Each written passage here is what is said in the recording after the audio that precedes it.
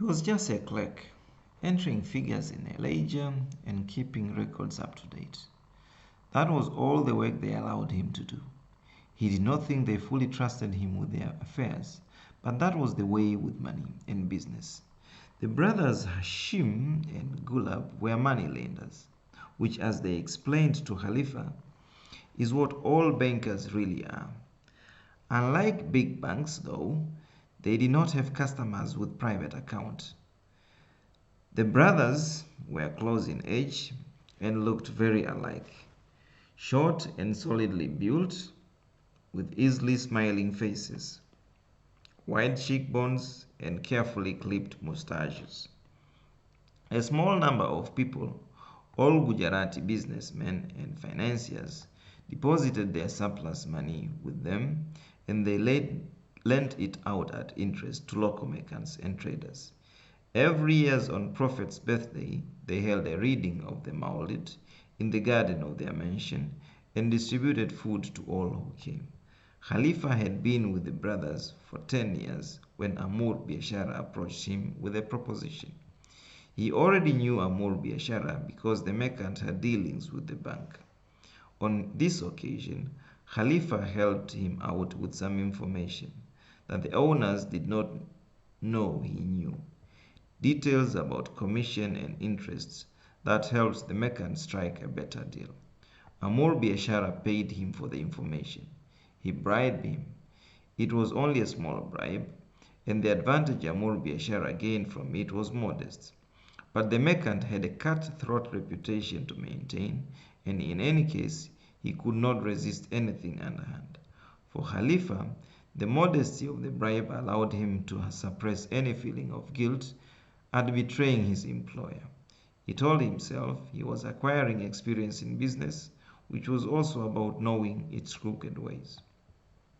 Some months after Khalifa had made little arrangement with Amur Biashara, the banker brothers decided to transfer their business to Mombasa.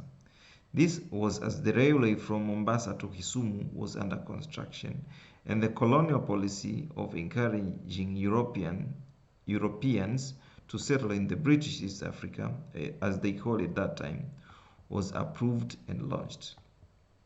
The banker brothers expected better opportunities to be opening up there, and they were not the only ones among the Indian merchants and craftsmen.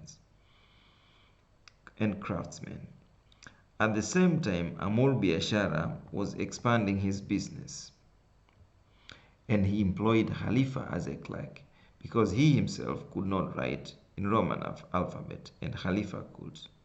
The merchant thought this knowledge could be useful to him. The Germans had by then subdued all revolt in their Dutch or South Africa, or so they thought. They had taken care of al-Bushiri and the protests and resistance of the caravan traders on the coasts. They had suppressed the rebellion after a struggle, captured al-Bushiri and hanged him in 1888. The Schutztruppe, the army of African mercenaries known as Askaris, under the direction of Colonel Wiseman and his German officers, was at that time made up of disbanded Nubi soldiers who had saved the British against the Mahdi in Sudan and Shangaan Zulu recruits from southern Portuguese East Africa. The German administration made a public spectacle of al-Bushiri hanging, as they were to do with the many other executions they would carry out in the coming years. As the fitting token of their mission to bring order and civilization to these parts, they turned the fortress in Bagamoyo, which was one of al-Bushiri's stronghold, into a German command post.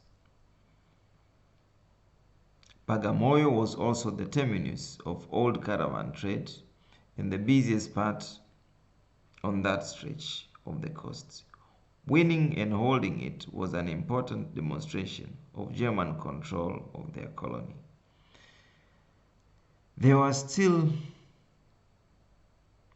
Much for them to do, though. As they moved inland, they encountered many other people who were reluctant to become German subjects. The Wanyamwezi, the Wachaga, Wameru, the most troublesome of all, Wahehe in the south. They finally subdued the Wahehe after 8 years of war, starving and crushing and burning out their resistance.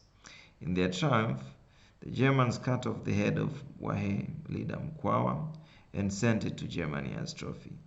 The Schutztruppe Askari, aided by local recruits from among the defeated people, were by then a highly experienced force of destructive power. They were proud of their reputation for viciousness, and their officers and the administrators of Dutch Ostafrika loved them to be just like that. They did not know about Maji Maji uprising, which was about to erupt in the south and west as Khalifa went to work for Amur Biashara, and which was to turn into West rebellion of all and elicit even greater ferocity from the Germans and their Askari army.